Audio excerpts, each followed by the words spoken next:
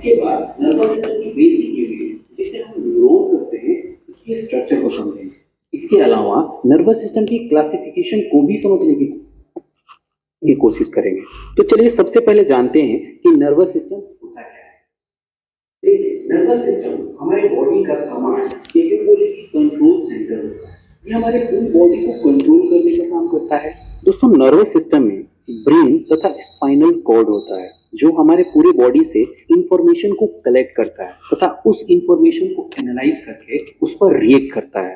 हम अपने daily life में जो भी एक्टिविटी करते हैं, जैसे कि खाना खाते हैं, वॉक करते हैं या सोते हैं, वीडियो को वॉच करते हैं या सोचते हैं, इसका मतलब कि आपका जो नर्वस सिस्टम है वो अच्छे से काम कर रहा है, अच्छे से वर्क कर रहा है, तभी आप ये सारी एक्टिविटी को कर पा रहे हैं। अगर आपका नर्वस सिस्टम काम नहीं करता तो आपकी जो सोचने समझने की क्षमता है वो समाप्त हो जाती और ये सब एक्टिविटी आप नहीं कर पाते। इसके अलावा हमारे बॉडी के जितने भी सिस्टम होते हैं, जैसे कि muscular system, digestive system, respiratory system आदि जितने भी सिस्टम होते हैं, वे सभी के सभी नर्वस सिस्टम पर डिपेंडेंट होते हैं। दोस्तों, नर्वस सिस्टम एग्जैक्टली करता क्या है, ये समझने की कोशिश करते हैं। दरअसल नर्वस सिस्टम हमारे बॉडी को ऑर्डर देता है किसी भी काम को करने के लिए, तभी हम उस काम को कर पाते हैं। नर्वस सिस्टम की जो फंडामेंटल यूनिट होता है उसे हम न्यूरॉन कहते हैं।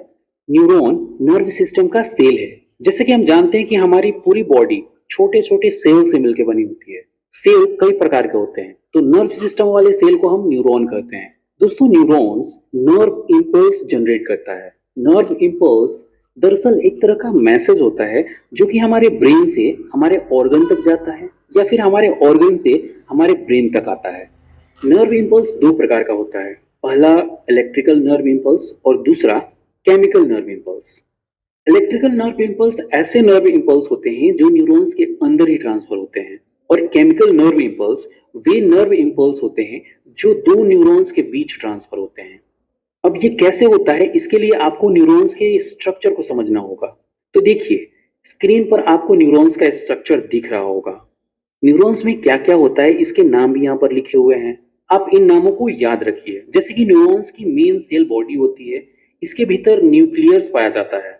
इसके अतिरिक्त इसमें डेंड्राइट्स भी होते हैं जो कि दूसरे सेल्स में नहीं पाए जाते हैं, और इसमें एक्सॉन होता है जो कि एक टेल लाइक स्ट्रक्चर होता है। एक्सॉन के ऊपर यहाँ पर माइलिन सीट होता है।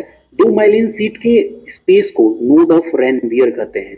एक्सॉन के एंडिंग में एक्सॉन टर्मिनल होता है जिसे हम नर्व एंडिंग भी कहते हैं। अब होता क्या है, इस एग्जाम्पल से समझिए। इस पिक्चर में देखिए, बच्चे के सामने पेंसिल रखी हुई है। इसे पेंसिल को उठाना है तो इस बच्चे का जो ब्रेन है वो उसे हेड को ऑर्डर देगा, यानी नर्व इंपल्सेस को जनरेट करेगा, और वो ऑर्डर ब्रेन से ट्रांसफर होता हुआ उसके फिंगर तक पहुंचेगा। उसके बाद उसके हाथों की फिंगर्स आगे बढ़कर पेंसिल को उठा लेगी और ये काम पूरा हो जाएगा।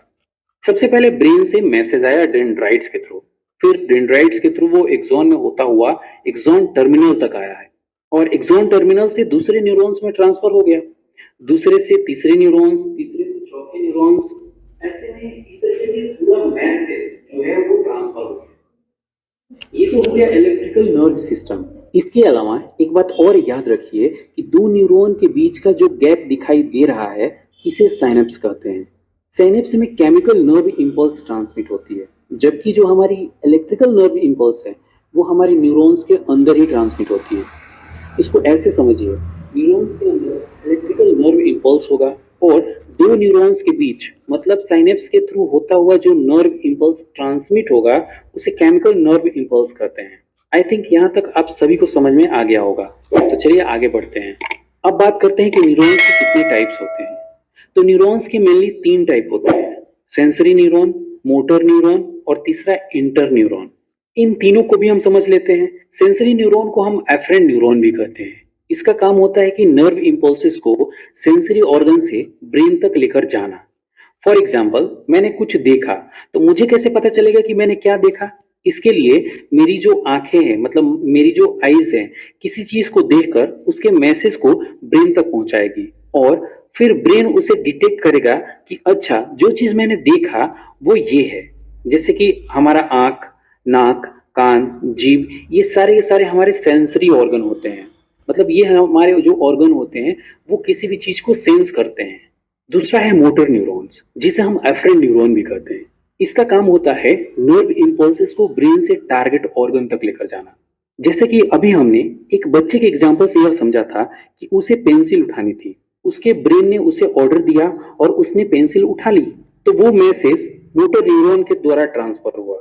तीसरा न्यूरॉन है इंटर न्यूरॉन, जिसे हम रिले न्यूरॉन भी कहते हैं। इंटर न्यूरॉन में दोनों तरीके के फीचर होते हैं, सेंसरी न्यूरॉन के भी और मोटर न्यूरॉन के भी। ये एक ही समय में दो तरीके के नर्व इम्पल्सेस को ट्रांसमिट कर सकता है। उम्मीद है आप यहाँ तक समझ गए होंगे। अब हम आगे बढ़ते हैं। अब हम बात करते हैं नर्वस सिस्टम कितने टाइप्स के होते हैं। तो देखिए, नर्वस सिस्टम मेनली दो टाइप के होते हैं। पहला सेंट्रल नर्वस सिस्टम और दूसरा पेरिफेरल नर्वस सिस्टम।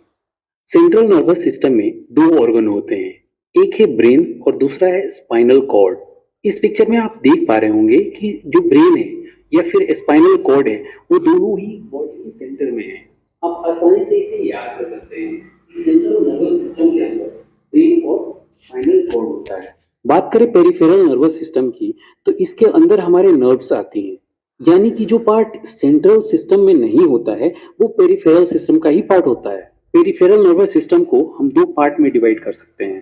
पहला है ऑटोनोमिक नर्वस सिस्टम और दूसरा है somatic nervous system. Autonomic nervous system हमारे बॉडी के इनवॉलेंट्री मूवमेंट को कंट्रोल करता है।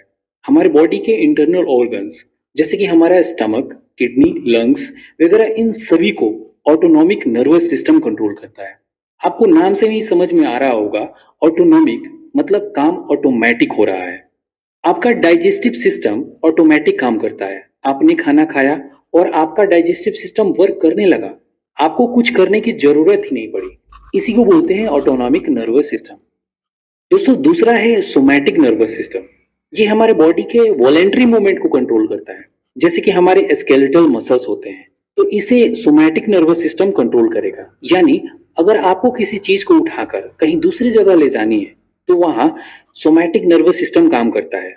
इससे पहले हमने बच्चे के एग्जाम्पल से बताया था, उसे पेंसिल उठानी थी, तो वहां उसके सोमैटिक नर्वस सिस्टम ने वर्क किया, वहां उसकी मसल्स ने काम किया जो वॉलेंट्री है। यानी जब हम चाहे तभी वो एक्टिविटी कर सकता है, अदरवाइज नहीं। ऑटोनोमस नर्वस सिस्टम में अगर हम थोड़ा और आगे जाएं तो इसे फिर हम दो पार्ट में बांट सकते हैं।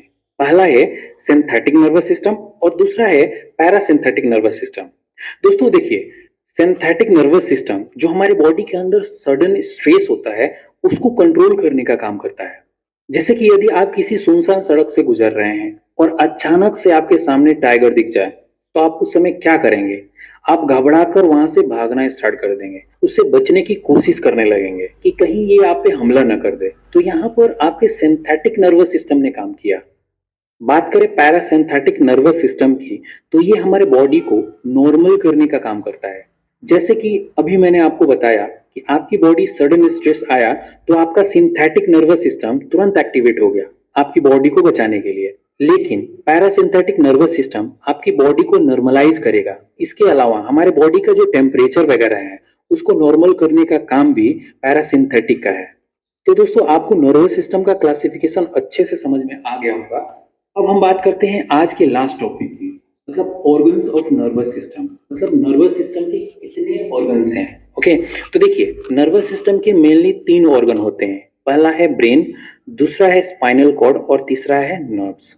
देखिए, ब्रेन और स्पाइनल कॉर्ड किसके पार्ट है ये मैंने आपको क्लासिफिकेशन के अंदर ही बता दिया था। ये है सेंट्रल नर्वस सिस्टम के पार्ट्स, और नर्व्स जो है वो पेरिफेरल न्यूरल सिस्टम के पार्ट होते हैं। यानी कि जो कुछ भी सेंट्रल नर्वस का पार्ट नहीं होता है वो सभी पेरिफेरल सिस्टम के अंदर आता है। दोस्तों, ये तीनों ऑर्गन्स जो हमारे नर्वस सिस्टम के अंदर आते हैं, इन तीनों में से हमने ब्रेन को अच्छे तरीके से उस पर वीडियो बना रखा है और डिस्क्रिप्शन में उसका लिंक डाल रखा है। अगर आपको वीडियो अच्छा लगा तो ज़रूर शेयर करें। ये आपका क्लास 10th का था और मुझे लगा कि आज का वीडियो सबको अच्छा लगेगा। ठीक, थ्योरिकल पार्ट और आपको देखिए पूरा वीडियो स्ट्रक्चर दिखाया गया है, किस तरह से हमारा नर्वस सिस्टम जो है काम करता है। ठीक, नर्वस सिस्टम किस तरह से हमारे सर के कौन कौन से इसके पार्ट होते हैं, ब्रेन, स्पाइनल और नर्व, ये हमारे 3 पार्ट होते हैं। आज हमने नर्वस सिस्टम के बारे में बताया। ठीक, अगर आपको वीडियो अच्छा लगता है तो ज़रूर शेयर करें, सब्सक्राइब करें। ठीक, आगे के नेक्स्ट वीडियो के लिए फिर हम मिलेंगे नेक्स्ट डे में। धन्यवाद।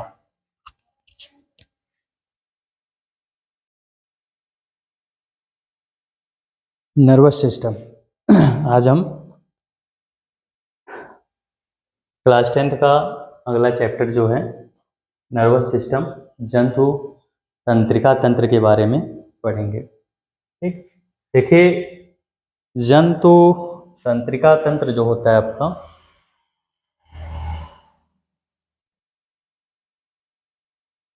ठीक, जंतुओं में जो नियंत्रण होता है या समन्वयक जो होता है, नियंत्रण और समन्वयक के बारे में ही आज हमें पढ़ना है इस चैप्टर के बारे में, क्योंकि इस चैप्टर का नाम भी नियंत्रण एवं समन्वयक है। ठीक, तो कैसे जंतुओं में नियंत्रण और समन्वयक का जो गुण होता है ये कैसे आता है, या हमारे बॉडी पार्ट में कौन सा ऐसा पार्ट होता है जिसके कारण हमारे पूरे शरीर में मैसेज जाता है, मुझे हर चीज़ों का एहसास होता है, फीलिंग का एहसास होता है, ये कैसे होता है।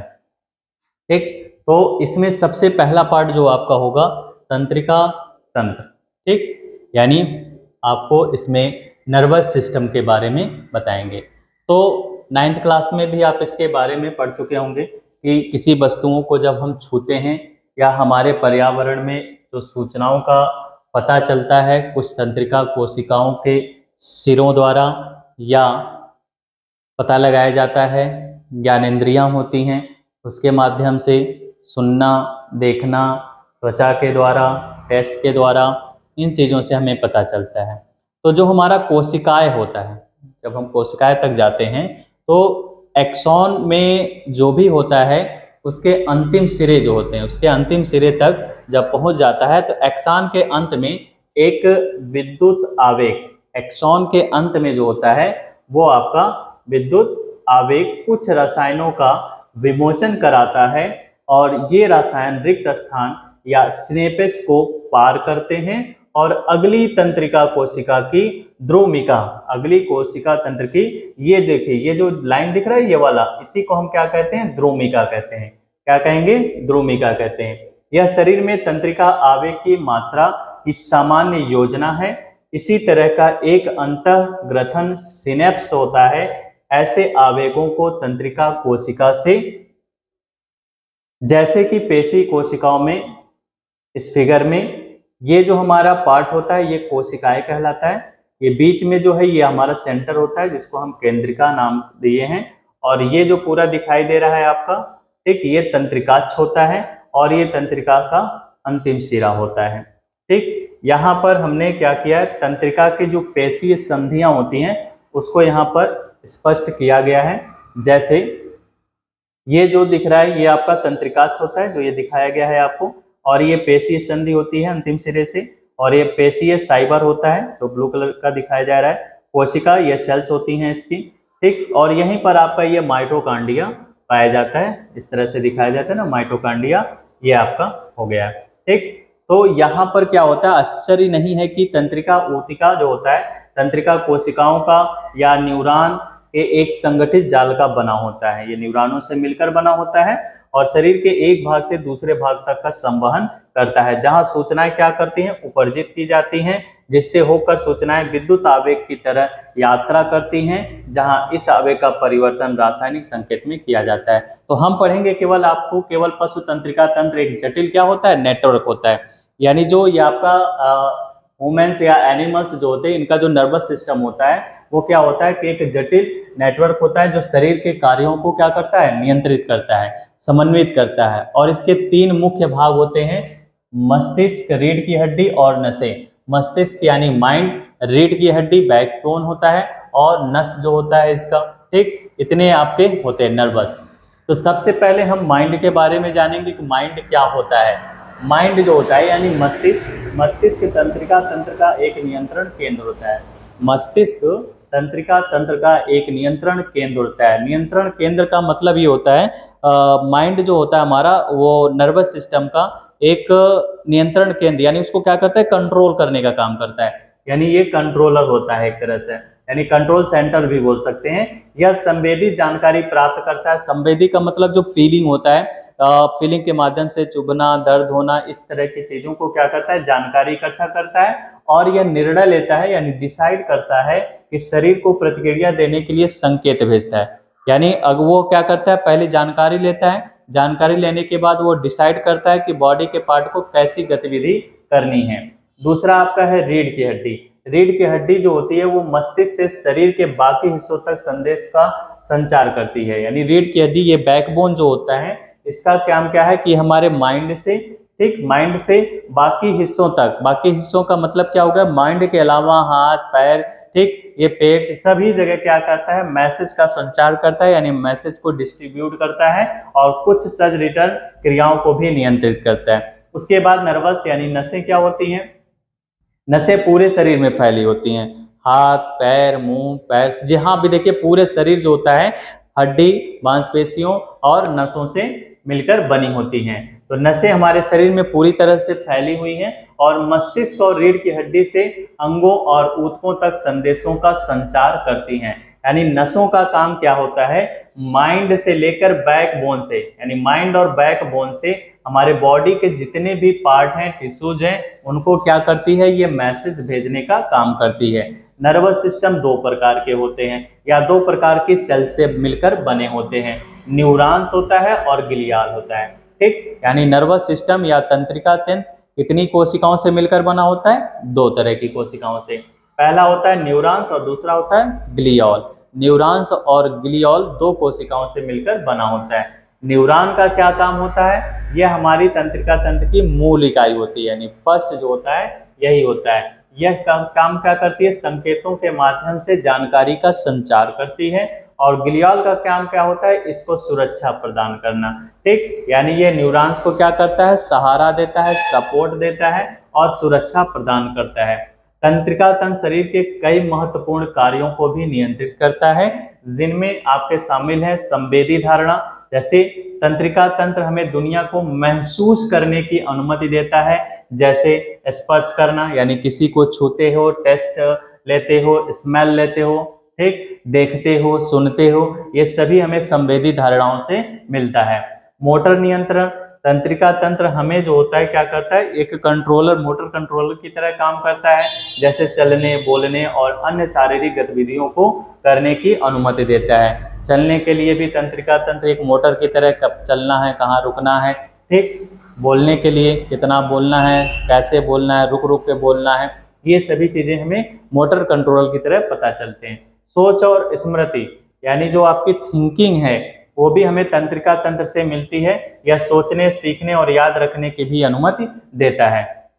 भावनात्मक प्रतिक्रिया क्या होती है, तंत्रिका तंत्र हमें भावनाओं का अनुभव करने की अनुमति देती है, जैसे ज्यादा खुशी हो जाए तो कैसे फीलिंग आप प्रकट करेंगे चेहरे के द्वारा, दुख हो जाता है, क्रोध हो जाता है या भय होता है, किस तरह से आप फीलिंग को महसूस करेंगे। होम्योस्टैटिस क्या होता है, तंत्रिका तंत्र शरीर के आंतरिक वातावरण को स्थिर रखने में भी मदद करता है, जैसे कि तापमान हो गया, ब्लड प्रेशर हो गया, रक्तचाप यानी हृदय गति, इन सभी चीजों को। तो पशु तंत्रिका तंत्र क्या है, एक जटिल और महत्वपूर्ण प्रणाली है जो शरीर के कार्यों को क्या करती है, नियंत्रित करती है, समन्वित करने में भी मदद करती है। ठीक, यानी brain the control centre where lots of information gets produce and decision are made. Nerves क्या होता है, like teeny wires that carry message all over the body. Sensor organ, these are the things like eyes, ears and skin that pick up information from the environment.